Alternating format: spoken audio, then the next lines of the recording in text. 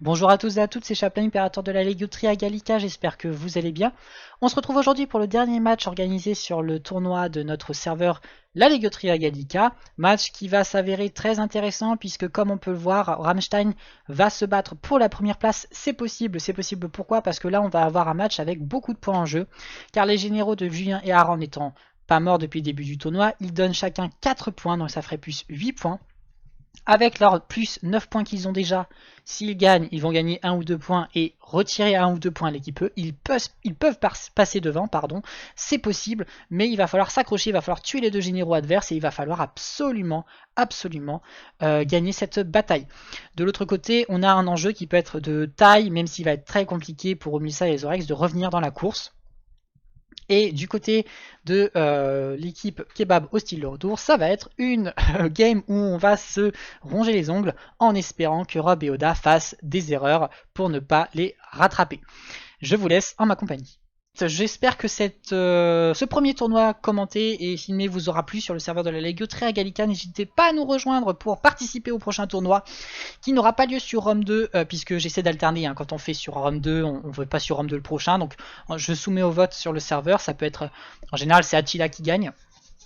Mais ça peut être Napoléon. On a fait essentiellement, on a fait seulement 3 jeux. On a fait Rome 2, Attila et Warhammer 2. Je commence à de plus en plus éviter de demander Warhammer 2 parce qu'en fait, ma communauté n'est vraiment pas fondée sur les Warhammer. Donc, quand je propose des dates, il n'y a jamais personne. Et en fait, on fait des tournois soit à 4, soit on reporte. Et il m'est arrivé de reporter 3 fois un tournoi Warhammer. Ce qui fait que du coup, les tournois sur Rome 2 et Attila sont reportés eux aussi indirectement. Donc, je pense que je tends vers le bannissement des tournois Warhammer 2. De toute façon, il y a assez de tournois Warhammer 2 sur d'autres serveurs. Et au contraire, des tournois sur les Total War Attila et Rome 2, c'est plus rare. Donc on va peut-être plutôt se concentrer là-dessus. C'est voilà, quelque chose que je balance comme ça. Alors, ça fait plusieurs tournois qu'on fait en double. Je pense que le prochain tournoi se fera en simple. Et ça a une petite importance pour diverses raisons. Donc, j'espère que vous n'entendez pas les marmots qu'il y a derrière moi qui sont en train de faire de la moto, petite moto pour enfants sur le carrelage dans ma maison. Donc, du coup, les prochains tournois se feront peut-être en simple, histoire de changer un peu, varier. Les doubles c'est très bien, hein, mais de temps en temps un petit simple c'est bien. Pourquoi? Parce qu'un simple ça permet d'avoir beaucoup d'entités. Vous savez, une entité c'est soit un joueur, soit une équipe de 2 joueurs, mais qui représente une entité. Hein, c'est une équipe. Et donc, si on est par exemple 10 comme on est actuellement, ça permettrait de faire des poules. Et des poules, ça peut être, je trouve, assez intéressant voilà, à filmer et commenter. Donc je pense que le prochain tournoi sur Rome 2, en tout cas, peut-être que sur Attila, on fera encore en équipe de 2. Mais je pense que le prochain tournoi Rome 2 se fera en solo. Parce que ça peut être intéressant de temps en temps aller sur des poules. Parce qu'il faut quand même imaginer que pour avoir des poules, il faut que j'ai 20 joueurs en double. C'est pas possible. Vraiment, c'est pas possible. De toute façon, il y aura au moins 1 ou 2 connards, comme c'est arrivé aujourd'hui, qui m'expliqueront que leurs grands-pères ont une fête d'anniversaire. Donc, dans tous les cas, j'éviterai hein, d'espérer faire un jour des poules en double. J'aimerais, vraiment j'aimerais. Mais en plus, ça nous prendra une journée. Et ce serait assez compliqué à mettre en place. Nous vérifions, oui, ça rush toujours. Alors nous avons du côté de l'Egypte, de Rerum Scriptor, donc de Haran, des bretteurs Aninothorax avec les gardes royales Galates sur les flancs, des frondeurs mercenaires rhodiens, des Turéophoroi, donc encore une fois, hein, ils ont été très joués ces Turéophoroi dans ce tournoi, ce qui montre encore une fois que les joueurs aiment beaucoup les utiliser. Bretter Royal Inothorax pour le général. Du côté de Nabaté, hein, on va avoir un général sur une noble cavalerie nabatéenne. Ah, étonnant. Étonnant, mais très bonne cavalerie. Hein, c'est de la bonne cavalerie, une noble cavalerie nabatéenne, donc pourquoi pas. L'ancien chameau en armure. Ah, intéressant, de la contre-cavalerie donc. Noble cavalerie nabatéenne. Noble cavalerie nabatéenne. Archilour nabatéen, voilà. Et puis on va avoir Yaya Lash nabatéen. Au pied du désert en armure, au pied du désert en armure, au pied du désert en armure. En face, on va voir. Eh ben, je m'attendais pas à ça en me retournant à voir des Soki Equites. Excusez-moi, j'ai bugué. Frondeur des Baléares, évidemment. Hein, Rob, justement. Oda, fidèle à lui-même avec les Arvacs. Ça spam les frondeurs des Baléares, il a tout à fait raison. Frondeur des Baléares en Enfin encore spammé, même pas, hein, j'ai envie de vous dire, il n'en a que 3 seulement. On va avoir un général avec noble combattant, on va avoir des Scutari derrière, beaucoup de Scutari. Et des nobles combattants, je suppose, voilà, donc de l'excellente infanterie de mêlée, bien évidemment. Pour ce qui est de Rome, on va avoir des fondeurs des baléares, on va avoir une ligne de légionnaires en armure, bon, parfait. Une petite garde prétorienne, exactement, le légat, et beaucoup de cavalerie. Pour Rome, c'est étonnant, et ça peut surprendre. Cavalerie ennemie d'auxiliaire et deux Soki Quites, donc extraordinary, je devrais rajouter. Ils sont extraordinaires. Et voilà. Donc, contre la cavalerie de Nabaté, ça va être compliqué pour Rome de s'imposer. Mais on peut quand même espérer, quelque chose. Mais il faut vraiment se rendre compte que cette bataille, c'est avant tout des enjeux. Là, il y a vraiment des enjeux parce que il y a 4 points et 4 points à choper sur ces deux unités. Il y a 8 points sur cet écran. C'est énorme. Je ne sais pas si vous vous rendez compte. Donc du coup, je ne me rappelle plus, je regarde sur mon tableau. Voilà, ils ont 9 points. Ils sont presque... Rien qu'en tuant ces deux générales, ils doublent presque les points qu'ils ont depuis le début du tournoi. Encore une fois, mon système implique que même si on n'est pas sur un système avec 8e, quart, demi et finale, les dernières batailles, en général, grâce aux généraux, il y a vraiment un aspect très très important et il y a un aspect de finale, il y a un aspect de finalité là quand même, hein, on touche au bout du tournoi, quoi. Surtout que je filme en plus, ça tombe bien parce que les matchs étaient prévus à être filmés avant, hein, j'ai pas fait, bon là j'ai filmé là, j'ai filmé lui, mais en fait je me rends compte que du coup je suis en train de filmer la vraie finale, hein, puisque les deux autres n'auront pas, ne jouent pas pour une place spécifique, très certainement qu'ils ne changeront pas de place.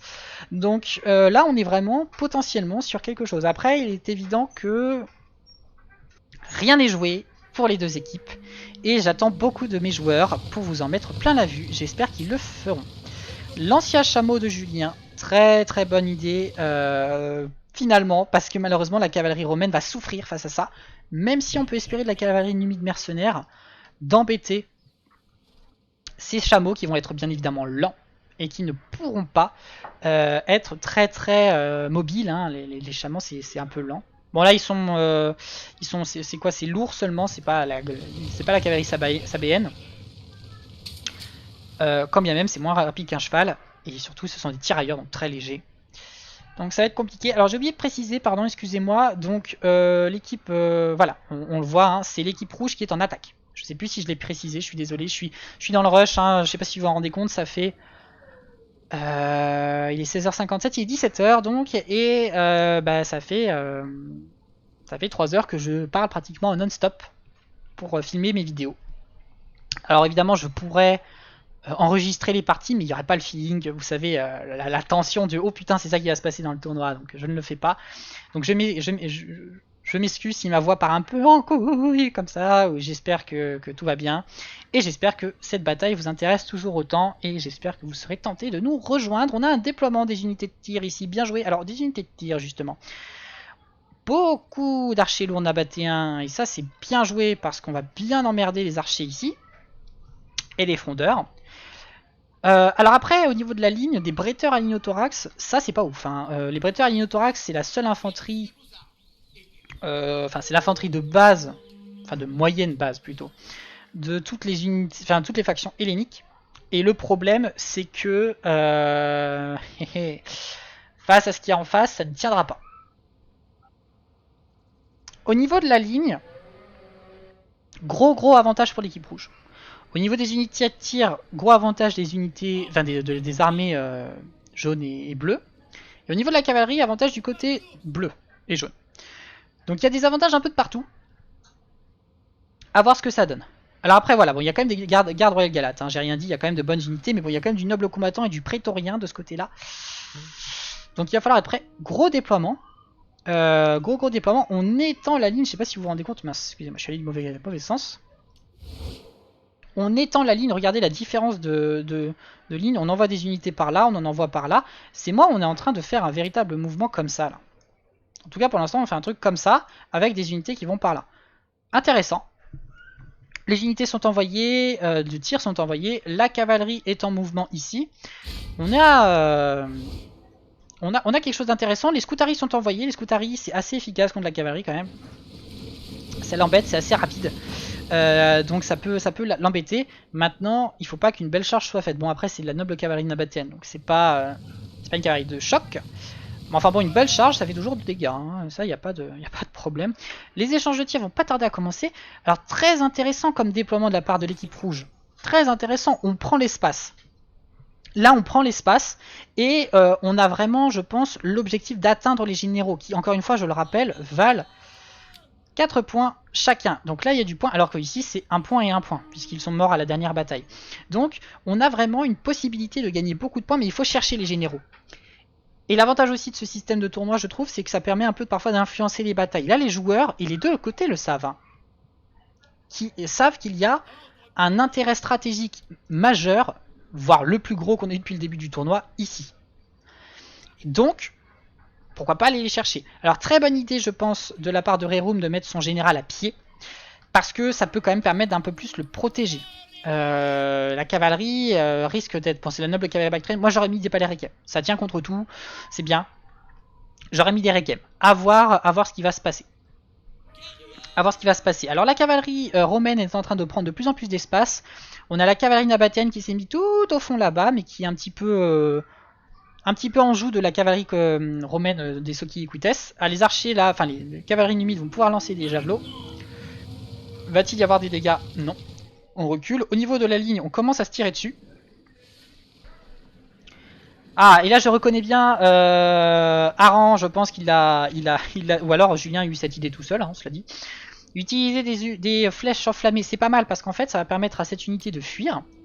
Donc pendant ce temps-là, elle n'est pas sur le combat de tir, et du coup on peut réutiliser cette unité rapidement pour focus les autres unités. C'est assez intéressant. Alors attention par contre, parce que là les lignes arrivent, et envoyer les gardes royales galates en première ligne c'est bien, ça va les défoncer, hein, les légionnaires en armure. Mais ah attendez, qu'est-ce que je dis? Même pas forcément d'ailleurs. Non, même pas forcément d'ailleurs, je me trompe. Non, ça va être même compliqué. Bon, là, ils sont un peu hors jeu avec les prétoriens envoyés en retrait. Non, je confonds, pardon. Très très belle utilisation de l'espace de la part des joueurs Arvak qui vont par là. Mais attention, au niveau de la cavalerie, ici, on a peut-être une tentative de charge. Les chameaux vont devoir être utilisés par Julien parce que sinon on n'arrivera pas à faire vraiment beaucoup de dégâts. Il faut vite terminer la cavalerie pour s'occuper de la ligne. La ligne qui ne tiendra pas, qui d'ailleurs est engagée contre les Romains, avec des bretteurs agnothorax contre des légionnaires en armure, donc va falloir faire du taf. Au niveau des unités de tir, on a quand même pas mal fait de dégâts sur l'autre équipe, donc on va peut-être pouvoir faire pas mal de dégâts. Ah attendez, il reste quand même des frondeurs des baléares ici. Non, il reste des unités de tir en face. Hein. Il va falloir être intelligent de deux côtés, parce que je pense que rien n'est gagné pour chaque camp. Et donc du coup rien n'est perdu pour chaque camp. On rapproche le général égyptien, on veut peut-être donner du moral. Moi je crains vraiment pour cette ligne. Les légionnaires en armure, les bretteurs agnothorax, c'est pas une mauvaise unité, mais c'est juste que c'est pas une excellente unité. Et les légionnaires en armure, ça commence quand même à être de très très bonnes unités de ligne. Donc les bretteurs agnothorax, au bout d'un moment, risquent de lâcher. Mais s'ils tiennent assez longtemps pour permettre aux Nabatéens et aux Égyptiens de faire quelque chose, pourquoi pas. Alors là, on a un bloc de cavalerie inactif, des chameaux qui vont tenter une charge sur les Scutari. Ouais, il y a l'animation de la charge. On va voir s'il y a des dégâts de fait. Alors, seulement 2 morts à l'impact. Bon, on va voir. 3 morts maintenant. Ici, on a des Scutari au contact avec des... avec des Turéos, donc bon, on prend un peu cher, mais bon, ils sont 2 contre 1. Au niveau de la ligne, on a l'air de tenir plus que je ne le pensais, mais ça commence à flancher. Voilà, les unités bretteurs commencent à être en difficulté. Ici, on a un super... Pardon, j'ai frappé mon micro. Ici, on a un super mouvement de contournement de la part de Oda, donc des Arvak, qui a été intercepté par des unités. On a des nobles combattants en fuite ici. Mais ici, de ce côté-là, ça se passe plutôt bien pour l'équipe jaune et bleue. Maintenant, le problème, c'est que ici... Ah, ça y est, les Scutari commencent à fuir. On a chargé ces Scutari-là. On a annihilé le déploiement qu'on avait fait ici. Le général nabatéen est au contact de Scutari. Et on envoie les nobles combattants Arvak aussi. Alors, où est le joueur? Oh, le joueur égyptien a envoyé son général au corps à corps. Je rappelle qu'il vaut 4 points, encore une fois. Et il a fait un mouvement de contournement. Donc là, il y a le dos qui est montré. Avec le général romain qui tente une charge. Non, il ne tente pas une charge. Je rappelle que si les deux généraux romains et et Arvak sont morts, de toute façon les points des généraux ne pourront pas être attribués. Donc il faut garder au moins un des deux généraux en vie. La balance commence à passer du côté rouge et je ne peux que être d'accord avec elle parce qu'on a des pertes. La ligne commence à s'effondrer malgré les tentatives qu'on avait fait de contournement. C'est trop compliqué. On va effectivement battre cette unité de légionnaires en armure, mais celle-ci est libre et presque 3 quarts full life. Aïe aïe aïe aïe aïe. Au niveau de la cavalerie. Au niveau de la cavalerie, ouais, c'est complicado. Les Soki Quittess Extraordinary, ouais, pas tant de taf que ça. Les chameaux ont peine à attraper leurs adversaires. C'est compliqué. Oh, là, le général nabatéen qui est en difficulté. Face à deux Scutari. Il faut le tuer, ça donnerait pas mal de points. Pareil pour le général égyptien. Je rappelle que s'ils fuient, ils ne sont pas considérés comme morts. Hein. Ils survivent. Techniquement, ils sont littéralement fuis, ils sont pas morts. Donc il faut les tuer. Dommage qu'on n'utilise pas ces légionnaires en armure pour essayer de tuer le général égyptien. Ce serait le moment. Là, il y a du point à se faire, les gars. Vous avez du point à vous faire. La ligne est en train de s'effondrer. Ça y est, les légionnaires ici commencent à s'effondrer. Ils ont quand même des brateurs royaux linothorax dans leur dos. La noble cavalerie nabatéenne est en train de fuir. Il ne faut pas qu'il meure. Hein. Enfin, il ne faut pas qu'il fuit justement. Il faut qu'il meure. Donc il faut le choper. Il faut le choper. Et je crois pas qu'ils sont... Parce que le problème c'est qu'il va commencer à fuir. Ils ne pourront plus le rattraper. Le général égyptien est au corps à corps contre des légionnaires en armure. Sur le flanc gauche, hormis quelques nabatéens qui survivent, on a pratiquement tout annihilé, tout massacré. Et ça y est, le général nabatéen a fui et il faut le tuer, messieurs. Il faut le tuer parce que sinon vous n'aurez pas les points.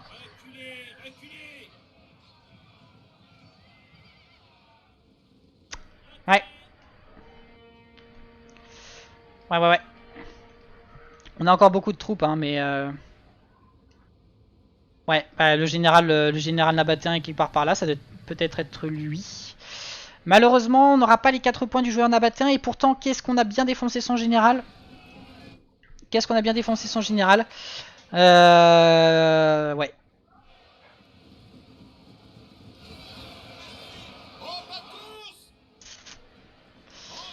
Ouais, on essaie de se dégager, hein, le joueur, enfin Aran essaie de se dégager. On a la cavalerie qui a été très peu utilisée finalement, enfin beaucoup de cavalerie qui a combattu de la cavalerie, mais sinon très peu sur la ligne. Ça a été vraiment un combat de ligne contre ligne, et comme je le disais, l'équipe rouge avait un avantage. Et c'est perdu, et je crois qu'aucun général est mort. Donc malheureusement, ça ne pourra pas apporter plus de points que ça. Donc nous avons d'ailleurs des gagnants pour le tournoi, mais je reviens vers vous en off tout de suite pour ça. Comme d'habitude, je vous mets les équipes et les kills qu'ils ont fait pour que vous puissiez les admirer vous-même et en faire votre propre étude. J'espère que ce tournoi vous aura plu. N'hésitez pas à vous abonner, à laisser un commentaire et à nous rejoindre sur le serveur de la Légio-Tria Gallica, lien dans la description. Et je vous dis à tout de suite pour un petit enregistrement en off qui revient sur le tournoi. Et voilà qui sonne le glas de ce tournoi avec une bataille qui aura permis à l'équipe Rammstein de passer deuxième du tournoi puisqu'ils ont tué le général de Aran, ce qui leur a permis de gagner 4 points plus une victoire très coûteuse plus 15. Donc ils passent devant l'équipe des kebabs hostiles le retour avec seulement plus 11, enfin, seulement entre guillemets. Et puis donc Julien 13 et Aran qui sont premiers du tournoi avec plus 17, donc je vais vous faire un podium classique pour terminer cet épisode. Et cette série d'épisodes sur ce tournoi organisé le 3 décembre 2022. Donc nous avons en premier l'équipe E, Julien 13 et Aran avec plus 17 points, suivi de Rob et Oda de l'équipe Rammstein avec plus 15. Ensuite l'équipe Kebab hostile le retour de Pépouze et Dilou plus 11. Enfin pour les positifs, Delta Mike et Onko avec l'équipe D plus 4. Et dernier du tournoi, l'équipe B de Romulusa et Zorex avec moins 9. J'ai oublié de préciser rapidement, effectivement, pour l'autre match de Delta Mike Onko et Romulusa Zorex, que Delta Mike et Onko ont réussi à tuer les deux généraux adverses, qui leur a permis de gagner un peu de points quand même et remonter bien dans le positif à plus 4. J'espère que cette série de vidéos sur les tournois vous ont plu, et je n'ai qu'à vous souhaiter une bonne soirée, à vous dire à très bientôt sur le serveur de la Légio-Tria Gallica, le lien dans la description, ou sur la chaîne YouTube de la Légio-Tria Gallica. Et je vous dis donc à très bientôt, c'était Chapla, votre impérateur dévoué. Allez, ciao tout le monde.